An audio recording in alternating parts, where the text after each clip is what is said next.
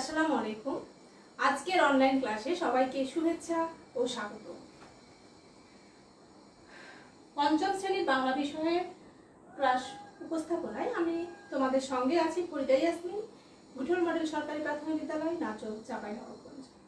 তো দেরি না করে পঞ্চম শ্রেণীর শিক্ষার্থী বন্ধুরা তোমরা বই খাতা কলম নিয়ে স্ক্রিনের সামনে হাজির হয়ে যাবে।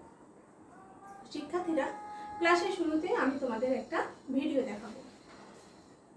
ভিডিওটি তোমরা একটু মনোযোগ দিয়ে দেখবে, কারণ ভিডিওটি দেখলে তোমরা বুঝতে পারবে যে আজকে আমি তোমাদের কি নিয়ে আলোচনা করতে যাচ্ছি।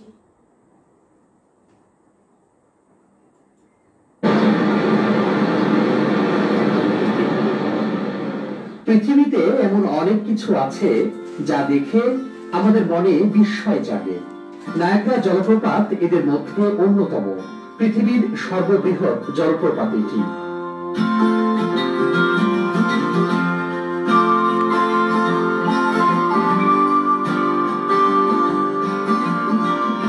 অনুমান করা হয় আজ থেকে প্রায় 10,900 বছর আগে এই জলপ্রপাতকে প্রথম চিহ্নিত করা হয়েছিল। মূলত তিনটি জলপ্রপাতের সমষ্টি নায়াগ্রা জলপ্রপাত। এর 3 ভাগের 1 ভাগ আমেরিকায়, এর নাম আমেরিকান ফলস। বাকি 2 ভাগ কানাডায়, যার নাম কানাডিয়ান ফলস। এটার আকার অনেকটা ঘোড়ার খুরের মতো বাঁকা। নায়াগ্রা জলপ্রপাতে স্রোতের শব্দ এতটাই তীব্র যে অন্য কোনো শব্দ স্রোতের শব্দের কারণে কানে পৌঁছায় না। শুধু সৌন্দর্যের জন্য নয়, নায়াগ্রার পানির স্রোতকে কাজে লাগিয়ে বিদ্যুৎ উৎপন্ন করা হয় জলবিদ্যুৎ কেন্দ্রে। আমেরিকাতে জলপ্রপাতটি পেছন থেকে দেখতে হয়, কানাডাতে সরাসরি সামনে থেকে সম্পূর্ণ জলপ্রপাত ভালো মতো দেখা যায়। রংধনু দেখতে আকাশের দিকে তাকাতে হয় না এখানে। মুগ্ধ পর্যটকদের দৃষ্টির খুব কাছেই জলপ্রপাতের জলরাশিতেই রংধনু যেন নিজে এসে ধরা দেয়।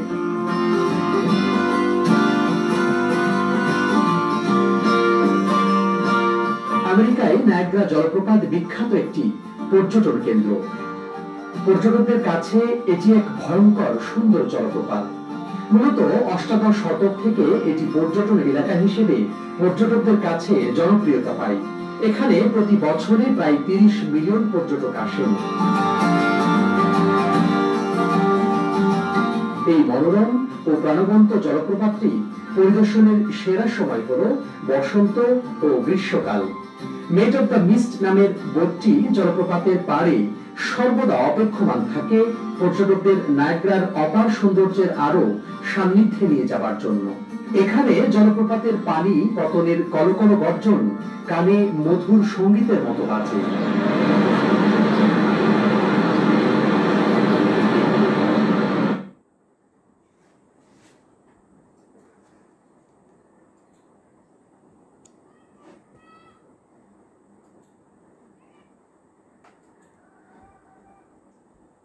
তো শিক্ষার্থী বন্ধুরা, আমরা এতক্ষণ ভিডিওতে কি দেখলাম? ভিডিওতে আমরা কি দেখলাম? একটা জলপ্রপাত দেখলাম। পৃথিবীর সবচাইতে সুন্দর একটা জলপ্রপাত এবং সবচাইতে বড় একটা জলপ্রপাত দেখলাম, তাই না? নায়াগ্রা।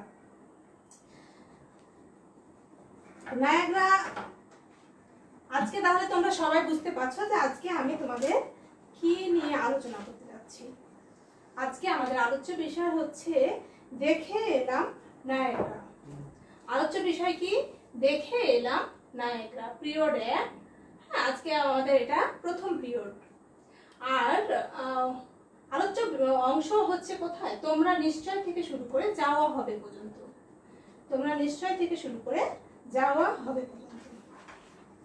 তো শিক্ষার্থী বন্ধুরা দেখো, এখানে একটা ছবি দেখা যাচ্ছে। তোমরা দেখো, একটা ছবি দেখা যাচ্ছে। তো এই ছবিটাই আমরা এতক্ষণ কি করলাম? ভিডিওতে দেখলাম, তাই না? ভিডিওতে দেখলাম কি? এটা নায়াগ্রা, তাই না? এটা হচ্ছে সবচাইতে বড় একটা জলপ্রপাত। দেখো এখানে অনেক কি টুরিস্টরা কি করছে? সে জলপ্রপাতটা তারা দেখতে গেছে। তো যদি সম্ভব হয় তোমরাও দেখতে যেও, এত সুন্দর একটা জলপ্রপাত তোমরাও দেখতে যেও। আমরাও সুযোগ পেলে দেখতে যাব, ঠিক আছে? তো শিক্ষার্থী বন্ধুরা, তোমরা তোমাদের বইয়ে 94 পৃষ্ঠাটা একটু বের করো। আমি একটু পড়ে শোনাচ্ছি, তোমরা একটু মন দিয়ে শোনো। দেখে এলাম নায়াগ্রা। তোমরা নিশ্চয় জলপ্রপাতের কথা শুনেছ। জলপ্রপাত দেখার সৌভাগ্য একবার আমার হয়েছিল। নিজের দেশে নয়, বিদেশের মাটিতে। কানাডায় গিয়েছি। সেখানকার খুব বড় শহর টরন্টোতে। একদিন বন্ধু বান্ধবদের সঙ্গে গল্পের মজলিসে কথা উঠল, সবাই মিলে নায়াগ্রা দেখতে গেলে কেমন হয়। তখন সকলে রাজি। কোন দিন যাওয়া হবে তাও ঠিক হলো না, কোন দিন যাওয়া হবে তাও ঠিক হলো। কোথাও যাব বললেই তো হয় না, কিভাবে যাব তা ভাবতে হয়। বাসে করে যাওয়া যায়, কিন্তু বাসে চেপে গেলে নিজের ইচ্ছে মতো যেখানে সেখানে থামা যায় না। অতএব ঠিক হলো যে কোনো বন্ধুর একটা গাড়ি নিয়ে যাওয়া হবে। আমি আবার বলছি, তোমরা একটু মনোযোগ দিয়ে শোনো। তোমরা নিশ্চয় জলপ্রপাতের কথা শুনেছ। জলপ্রপাত দেখার সৌভাগ্য একবার আমার হয়েছিল। নিজের দেশে নয়, বিদেশের মাটিতে। কানাডায় গিয়েছি। সেখানকার খুব বড় শহর টরন্টোতে। একদিন বন্ধু বান্ধবের সঙ্গে গল্পের মজলিসে কথা উঠলো, সবাই মিলে নায়াগ্রা দেখতে গেলে কেমন হয়। তখনই সকলে রাজি। কোন দিন যাওয়া হবে তাও ঠিক হলো। কোথাও যাব বললেই তো হয় না, কিভাবে যাব তাও ভাবতে হয়। বাসে করে যাওয়া যায়, কিন্তু বাসে চেপে গেলে নিজের ইচ্ছে মতো যেখানে সেখানে থামা যায় না। অতএব ঠিক হলো যে কোনো বন্ধুর একটা গাড়ি নিয়ে যাওয়া হবে। তাহলে দেখো এখানে কি বোঝানো হয়েছে, যে তোমরা নিশ্চয় জলপ্রপাতের কথা শুনেছো। জলপ্রপাত দেখার সৌভাগ্য একবার আমার হয়েছিল। কার দেখার সৌভাগ্য হয়েছিল? অর্থাৎ এই গল্পের লেখক যিনি, সেই লেখকের কি সৌভাগ্য হয়েছিল জলপ্রপাত দেখার। হ্যাঁ, এই গল্পের লেখকের সৌভাগ্য হয়েছিল জলপ্রপাত দেখার। একদিন কি হয়েছিল, বন্ধু বান্ধবের সঙ্গে গল্পের মজলিসে সবাই মিলে যখন গল্প শুরু করলো, তখনই কথা উঠলো যে আমরা সবাই মিলে যদি নায়াগ্রা দেখতে যাই তাহলে কেমন হয়।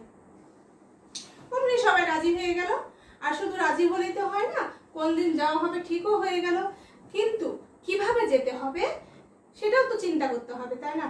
আমাদের আমেরিকা কিংবা কানাডা এগুলো তো আমাদের দেশের না, আমাদের দেশের মতো না। আমাদের দেশে যেমন সবার গাড়ি নেই, কিন্তু ওই সব দেশে সবারই নিজস্ব কিন্তু গাড়ি আছে। আর সেখানে তখন কি হলো, নিজের ইচ্ছে মতো দেখা যায় যে অন্যের গাড়িতে গেলে তো যেখানে সেখানে ইচ্ছে মতো থামানো যায় না সেই গাড়িগুলোতে। তখন কি করলো, তারা এক বন্ধুর ঠিক করলো যে তারা বন্ধুর গাড়িতে করে বেড়াতে যাবে। তো শিক্ষার্থী বন্ধুরা, এই অংশটুকু পড়ে আমি যে নতুন শব্দগুলো পেলাম সেই নতুন শব্দগুলো একটু বলে লিখছি, তোমরা একটু মনোযোগ দিয়ে দেখো।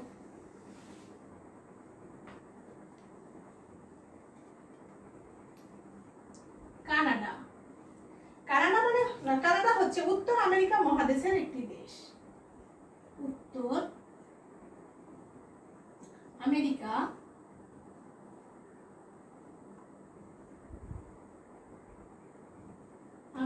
মহাদেশের একটি দেশ।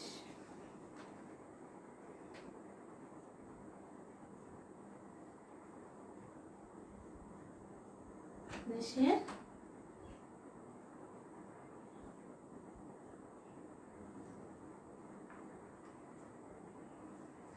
মজলিস।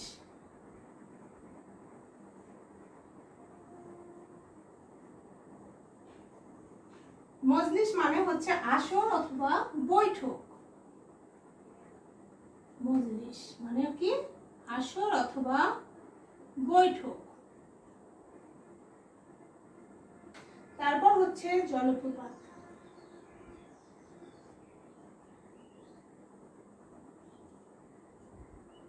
জলপ্রপাত মানে পাহাড় থেকে পানির প্রবাহমান ধারা।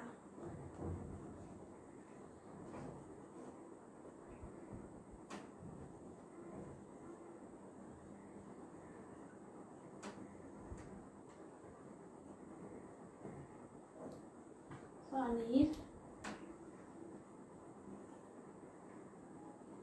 প্রবাহমান ধারা। এখানে কানাডা, দেখো কানাডা হচ্ছে উত্তর আমেরিকা মহাদেশের একটি দেশ। কানাডা কি উত্তর আমেরিকা মহাদেশের একটি দেশ। মজলিস, মজলিস মানে হচ্ছে আসর অথবা বৈঠক। মজলিস মানে আসর অথবা বৈঠক। জলপ্রপাত মানে পাহাড় থেকে পানির প্রবাহমান ধারা। জলপ্রপাত হচ্ছে পাহাড় থেকে পানির প্রবাহমান ধারা। আবার বলছি আমি, কানাডা উত্তর আমেরিকা মহাদেশের একটি দেশ। মজলিস বৈঠক বা আসর, জলপ্রপাত অর্থাৎ পাহাড় থেকে পানির প্রবাহমান ধারা।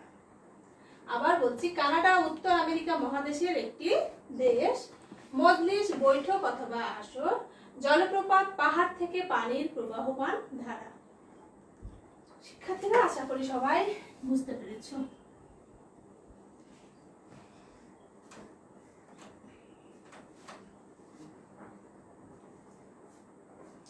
এখানে কিছু যুক্ত বর্ণ আছে, যুক্ত বর্ণটা আমরা একটু দেখি। হ্যাঁ, যেমন এখানে লেখা ছিল গল্পের, অর্থাৎ লয়ে পয়ে যুক্ত, লয়ে পয়ে যুক্ত ল আর হচ্ছে প। তাহলে আমি একটা শব্দ বলি, যেমন অল্প, একটাই লিখলাম।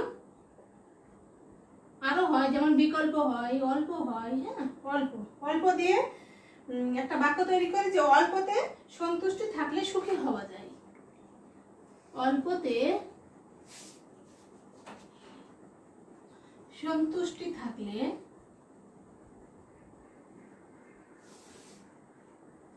সুখী হওয়া যায়।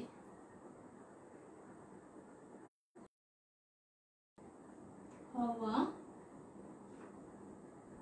যায়।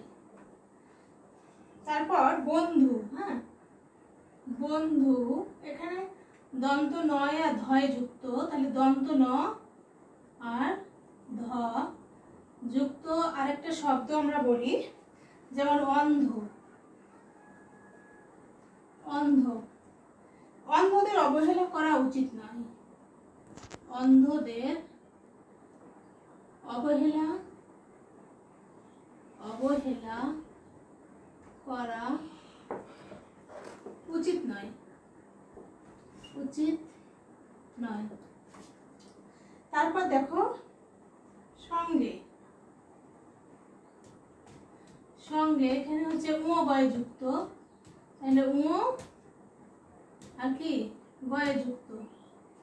ও গয়ে যুক্ত আরেকটা বলি আমরা, যেমন সঙ্গী। ওখানে ছিল সঙ্গ, এখানে আমরা দিলাম সঙ্গী। তার কোনো সঙ্গী নেই, তার কোনো সঙ্গী নেই।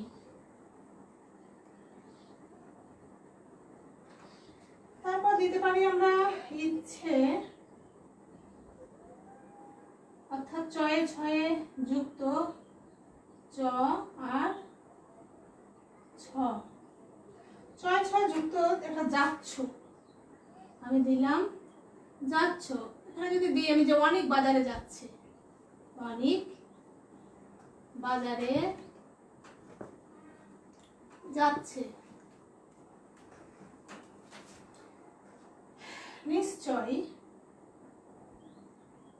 নিশ্চয় এখানে তালব্য স আর চ, তাহলে তালব্য স, তালব্য স আর কি চ।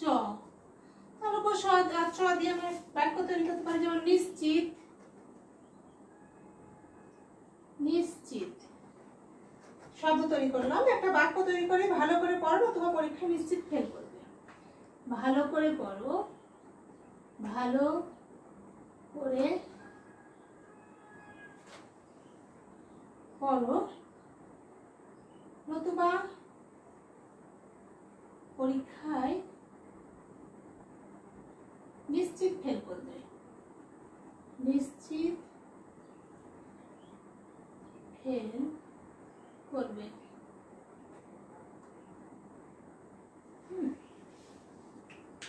একটু দেখো, যেমন এখানে লয়ে পয়ে যুক্ত, লয়ে পয়ে যুক্ত দিয়ে আমি লিখেছি অল্প। অল্প, অল্প দিয়ে একটা বাক্য তৈরি করেছি, অল্পতে সন্তুষ্টি থাকলে সুখী হওয়া যায়। অল্পতে সন্তুষ্টি থাকলে সুখী হওয়া যায়।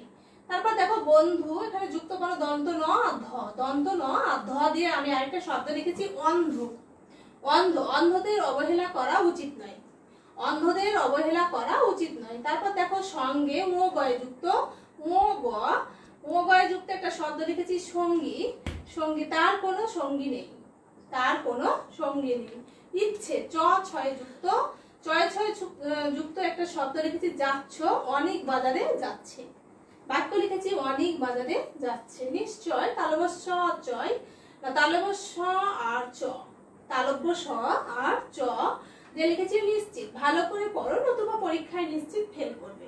ঠিক আছে, আবার বলি আমি, লয় কয় যুক্ত লিখেছি অল্প, অল্পতে সন্তুষ্টি থাকলে সুখী হওয়া যায়।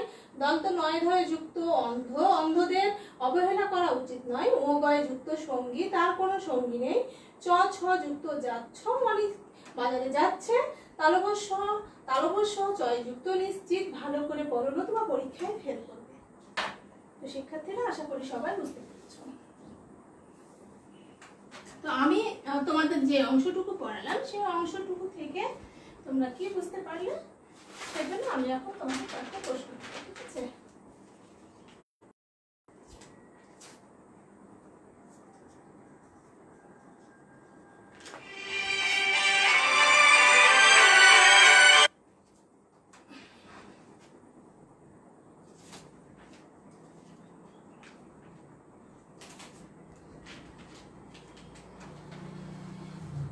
দেখো নায়াগ্রা কি, নায়াগ্রা কি?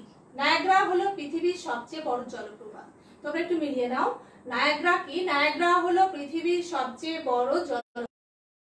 নায়াগ্রা কোথায় অবস্থিত? নায়াগ্রা কানাডার টরন্টো শহরে অবস্থিত। নায়াগ্রা কানাডার টরন্টো শহরে অবস্থিত।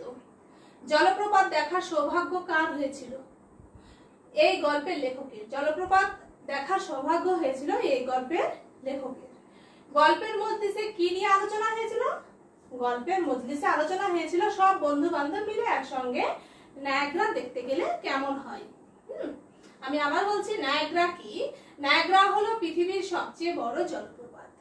নায়াগ্রা হলো পৃথিবীর সবচেয়ে বড় জলপ্রপাত। নায়াগ্রা কোথায় অবস্থিত? নায়াগ্রা কানাডার টরন্টো শহরে অবস্থিত। নায়াগ্রা কানাডার টরন্টো শহরে অবস্থিত। তারপর দেখো জলপ্রপাত দেখার সৌভাগ্য কার হয়েছিল? জলপ্রপাত দেখার সৌভাগ্য হয়েছিল লেখকের। জলপ্রপাত দেখার সৌভাগ্য হয়েছিল লেখকের। গল্পের মজলিসে কি নিয়ে আলোচনা হয়েছিল? গল্পের মজলিসে আলোচনা হয়েছিল সব বন্ধু বান্ধব মিলে একসঙ্গে নায়াগ্রা দেখতে গেলে কেমন হয়। তো শিক্ষার্থী বন্ধুরা, আশা করি তোমরা সবাই বুঝতে পেরেছো। তোমরা অবশ্যই এই প্রশ্নগুলো বাড়িতে কি করবে? চর্চা করবে, বাড়িতে অনুশীলন করবে, লিখবে এবং পড়াশোনা করবে। এই প্রশ্নগুলো তোমরা ভালোভাবে পড়বে এবং লিখবে। তো আজ এ পর্যন্তই। ভালো থেকো, সুস্থ থেকো, নিরাপদে থেকো। আল্লাহ হাফেজ।